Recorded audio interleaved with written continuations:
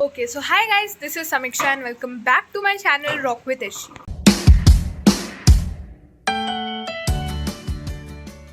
In this video, I'm going to be telling you all how you can study from now. Yes, now. No matter if you're watching this video in September, October, November, or even after that. But remember, from now itself, you have to be serious because we have wasted a lots of time and we have to find a solution to overcome our mistakes. And so, let's get started with the video. If you are getting any help out of my videos, please like this video, subscribe to my channel and share your thoughts in the comment section. So let's get started with the video. तो सबसे पहले क्या करना है, एक खाली notebook ले लो, एक रफ सी नोटबुक ले लो और उसमें 3 कॉलम्स बना लो। आलसी मत बनना और हर सब्जेक्ट के लिए ये 3 कॉलम्स वाली टेक्निक यूज़ करना। हर सब्जेक्ट मतलब बोर्ड्स में सारे जो आने वाले सब्जेक्ट्स हैं आपके लिए वो वाले। फर्स्ट कॉलम में कंप्लीटेड चैप्टर्स लिखो, सेकंड में पार्शियली डन और थर्ड में नॉट इवन ओपन चैप्टर्स। मतलब So guys, first column is only for the chapters you have completely done with. ठीक है, मतलब एग्जाम से पहले अगर आपने सिर्फ थोड़ा सा रिवाइज भी कर दिया उन चैप्टर्स को तो भी चलेगा। ठीक है, तो फर्स्ट कॉलम में ये सारे चैप्टर्स डालना। सेकेंड कॉलम में वो वाले चैप्टर्स डालना जो आपने जस्ट खोल के देख लिए थे, उसका वन शॉट देख लिया है बट उसके लिए सेल्फ स्टडी नहीं किया, क्वेश्चन सॉल्व नहीं किए, तो वो वाला चैप्टर सेकेंड कॉलम में डालना। थर्ड कॉलम में वो वाले चैप्टर्स डालना जो आपने खोलकर भी नहीं देखे हैं, you don't have any idea about it. तो आप बोलोगे दीदी हमको पूरे सिलेबस के लिए ये बनाना है क्या? नहीं, आपके स्कूल में, आपकी कोचिंग में जितने चैप्टर्स पढ़ाए गए हैं बट आपने वो पढ़े नहीं हैं, उन्हीं के लिए आपको ये पर्टिकुलर टेबल बनाना है। जब आपका सिलेबस कंप्लीट हो जाएगा तब आपको पूरे सिलेबस के लिए बनाना है। Now it is not required. I hope कि आप लोग ये ट्रिक फॉलो करोगे because it is very helpful. In my class 10 ICSE also I have use this trick. Guys, हो सकता है कि ये वीडियो थोड़ा सा लंबा हो जाए क्योंकि मैंने डिसाइड किया था अगर इतने दिन बाद मैं एक वीडियो बना रही हूँ तो मैं एक डिटेल वीडियो ही बनाऊंगी। ठीक है, तो एक नोटबुक और पेन लेके आ जाओ और जो भी टिप्स मैं बता रही हूँ सारे नोट डाउन करो। ठीक है, आप मेरे वीडियोस देख रहे हो, सुन के जस्ट आप फॉलो नहीं कर रहे हो टिप्स को तो कोई फ़ायदा नहीं है, इट्स अ टाइम वेस्ट। ठीक है, आप उन टिप्स को लिखो और सब फॉलो करो। तो चलो अगली टिप की तरफ बढ़ते हैं। जितना टाइम निकल गया है उसके बारे में ओवर थिंक मत करना, बट आज से आपको सीरियस होना पड़ेगा। तो गाइज, जब मैंने एक लाइव सेशन कंडक्ट किया था आपके on the spot doubt solve करने के लिए, आई गॉट मैनी कमेंट्स कि 3-4 घंटे पढ़ने का मन नहीं करता। तो गाइज, ये वाला एटीट्यूड आपको पढ़ाई की तरफ चेंज करना होगा।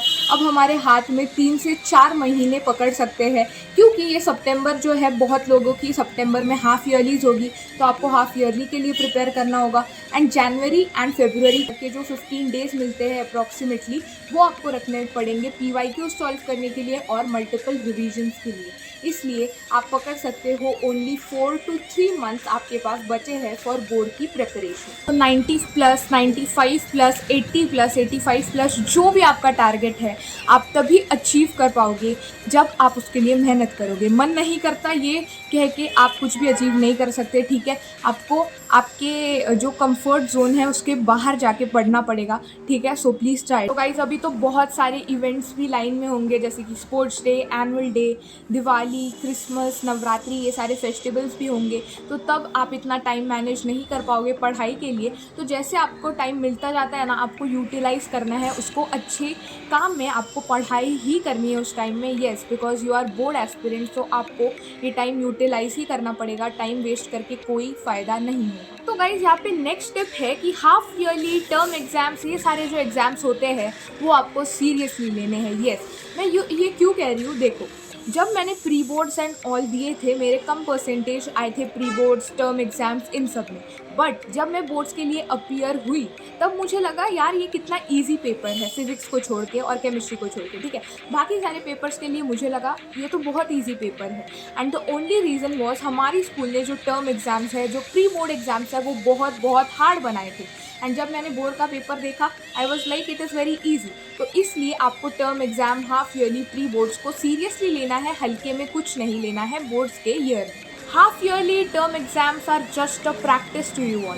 ठीक है, अगर आपका कोई भी फेवरेट क्रिकेटर है, be it Rohit Sharma, MS Dhoni, Virat Kohli, ठीक है, ये सारे जो है, ये जो फाइनल मैच है उसके पहले बहुत सारी प्रैक्टिस करते हैं।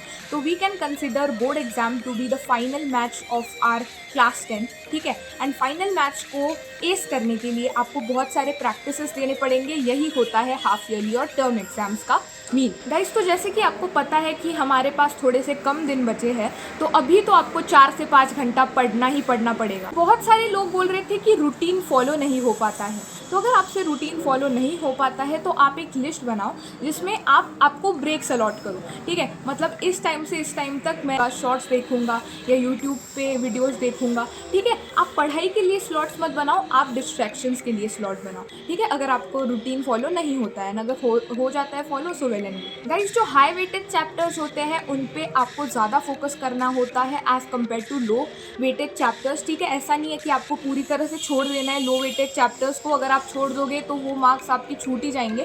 ठीक है, तो ज़्यादा फोकस आपको हाई वेटेड चैप्टर्स के लिए देना है। हमारे बहुत सारे ICSE के एजुकेशनल चैनल्स है जो यूट्यूब पे वो सारे वेटेज बताते हैं, तो वो सारे वीडियोस आप देख लो वेटेज जाने के लिए।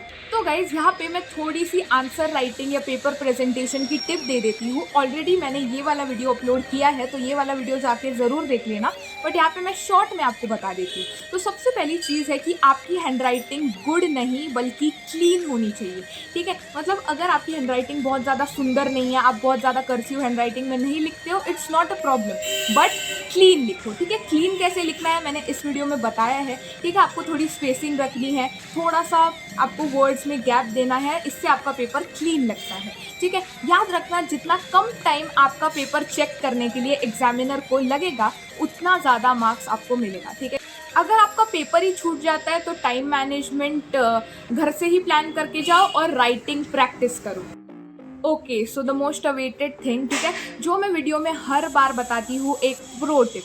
तो इस वीडियो के लिए प्रो टिप ये होगी कि आपको क्या करना है कि अगर आपको आंसर आता है पेपर में तो आपको पॉइंट्स में लिख के आना है, आपको पक्का मार्क्स मिल जाएंगे। बट अगर आपको वो आंसर आता ही नहीं है, आपने पढ़ा ही नहीं है कहीं, तो आपको कुछ भी पैराग्राफ में लिख के आना है। ठीक है, अगर आपको आता ही नहीं और आप पॉइंट्स फॉर्म में लिख के आ गए तो आपके मार्क्स कटने ही कटने हैं। तो ये प्रो टिप ज़रूर फॉलो करना। So guys, if you want to know how to make efficient notes for your board examination, please watch this video। तो कुछ लोग कहते हैं कि दीदी फोकस नहीं हो पाता है पढ़ाई में।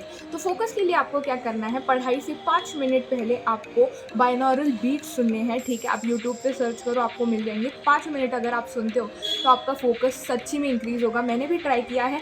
एंड अगर आपको फ़ोन से बहुत ज़्यादा डिस्ट्रैक्शन होता है तो आप क्या करना, फ़ोन दूसरे रूम में रख देना और आप दूसरे रूम में पढ़ाई करना। ठीक है, अगर आपको फ़ोन से डिस्ट्रैक्शन होता है तो। Next tip is break a big task into small chunks. What is the meaning of this? ठीक है, तो सबसे पहले अगर आप टू डू लिस्ट में ये लिखते हो कि मुझे ये पूरा चैप्टर कंप्लीट करना है, एंड अगर वो एक बड़ा चैप्टर रहा तो आपको क्या होगा, आप डिस्ट्रैक्टेड हो जाओगे बीच में ही, आपको पढ़ने का मन नहीं करेगा, बहुत बड़ा लगेगा वो टास्क। बट अगर आप उसी बड़े चैप्टर को 3, 4 जितने भी आपके अकॉर्डिंग आपको जितने करना है उतने स्मॉल चंक्स में तोड़ देते हो, और पहले आप बोलते हो ये चंक कंप्लीट करूँगा, थोड़ा सा ब्रेक लूँगा, फिर इस पार्ट पे आऊँगा। ठीक है, तो ये आपको बहुत ही ईजी वे लगेगा उस पूरे चैप्टर को कंप्लीट करने का।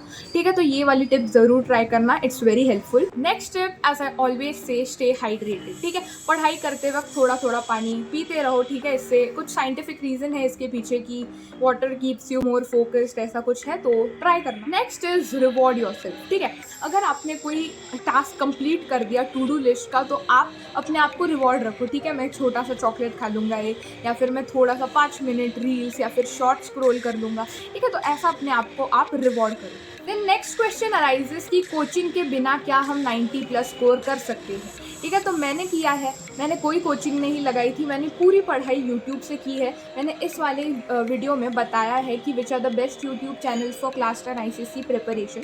तो ठीक है, मैंने विदाउट कोचिंग 93.4 स्कोर किया है। ठीक है, क्योंकि मुझे लगता था कि ट्रैवलिंग में मेरा टाइम वेस्ट जाएगा, फिर आके मैं थक जाऊँगी, मैं सेल्फ स्टडी क्यों करूँगी, इसलिए मैंने यूट्यूब पे पढ़ाई करने का डिसीजन लिया था। ठीक है, एंड मेरी कोविड बैच भी नहीं थी, हमारे जो बोर्ड्स थे वो सेमेस्टर वाइज भी नहीं हुए थे, एंड एक्स्ट्रा एक चीज़ थी कि हमारे इसमें कॉम्पिटेंसी बेस्ड क्वेश्चंस भी पूछे गए थे, ठीक है। तो कॉम्पिटेंसी बेस्ड क्वेश्चंस मास्टर करने के लिए आपको बहुत सारी प्रैक्टिस करनी पड़ेगी और द मेन थिंग इज़ आपके कॉन्सेप्ट्स क्लियर होने चाहिए। To cut off your distraction एक टिप है, ठीक है। एक पेपर लो या फिर इसी वीडियो के कमेंट सेक्शन में जाओ और सारे आपके जो डिस्ट्रैक्शंस है जो आपको पढ़ाई करने से रोकते हैं वो लिखो और रोज़ आपको उन पे वर्क करना है, ठीक है। आपको रोज़ उनका जो टाइम स्पैन है उसको कम करते जाना है। जैसे कि अगर शॉर्ट्स, यूट्यूब शॉर्ट्स आपका डिस्ट्रैक्शन है तो आपको रोज़ टाइम कम करते जाना है यूट्यूब शॉर्ट्स देखने। Here I would like to mention a thin line difference between 9th and 10th, ठीक है। 9th आई अग्री कि 10th से हार्ड होती है क्योंकि 8th में इतने से सिलेबस से हम 9th में इतने सारे सिलेबस को फेस करते हैं। बट एक थिन लाइन डिफरेंस 9th और 10th में ये है कि 9th में ना हमको कोई PYQ सॉल्व करने होते हैं, ना हमको स्पेसिमेन पेपर सॉल्व करने होते हैं। हमारे पास बहुत टाइम होता है सिलेबस कंप्लीट करने के लिए। हमारी जो फाइनल एग्ज़ाम होती है उस टाइम तक भी हम लोग हमारा सिलेबस कंप्लीट कर सकते हैं। But in 10th it is not like that. आपको नवंबर या फिर दिसंबर को डेडलाइन रखना है आपका सिलेबस कंप्लीट करने के लिए, क्योंकि जनवरी एंड फरवरी का जो आधा महीना मिलेगा आपको, उसमें आपको मल्टीपल रिविजन्स करने हैं, फिर आपको उसमें PYQ सॉल्व करने हैं एंड आपको स्पेसिमेन पेपर्स, सैम्पल पेपर्स भी सॉल्व करने हैं। तो ये डिफरेंस आपको 9th एंड 10th में समझना पड़ेगा। Next thing is do not burn out, ठीक है। We have less months, it is okay, but आपको पैनिक नहीं करना है। आपको जितना टाइम है उसमें आपका बेस्ट देना है। Do not burn out. तो गाइस, जैसे कि अभी थोड़ा सा कम टाइम बचा है हमारे पास बोर्ड्स के लिए, तो आप क्या कर सकते हो, instead of making detailed notes आप जा सकते हो विद क्वेश्चन प्रैक्टिस, ठीक है।